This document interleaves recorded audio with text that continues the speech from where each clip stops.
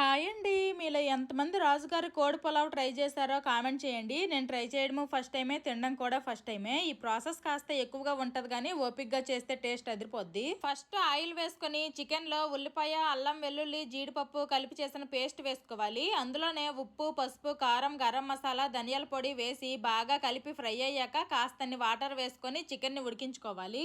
ఇప్పుడు ఇంకో దానిలో ఆయిల్ వేసుకొని బిర్యానీ స్పైసెస్, పచ్చిమిరపకాయలు, ఎండుమిరపకాయలు, ఉల్లిపాయలు అలాగే కరివేపాకు వేసి బాగా ఫ్రై అయ్యాక చిట్టుముత్యాల రైస్ కూడా వేసుకొని ఉప్పు, గరం మసాలా, కారం, నెయ్యి వేసి రైస్ ని బాగా ఫ్రై చేసుకోవాలి. ఈ పులావుకి మాత్రము ఈ చిట్టుముత్యాల రైస్ అండ్ ఉల్లిపాయలే స్పెషల్. రైస్ బాగా ఫ్రై అయిన తర్వాత ముందుగా మనం ఉడికించుకున్న చికెన్ వేసి బాగా కలిపి తగినన్ని వాటర్ వేసుకొని కొత్తిమీర, పుదీనా కూడా వేసి కలిపి ఉడికిస్తే ఇంకా రాజుగారి కోడి పులావ్ రెడీ అయిపోద్ది. టేస్ట్ మాత్రం చాలా బాగా వచ్చింది. మా బావ మాటలు విని నేను కేజీ రైస్, కేజీ చికెన్ తో చేస్తాను. మధ్యాహ్నంకి నైట్ కూడా తిన్నాము. Bye bye.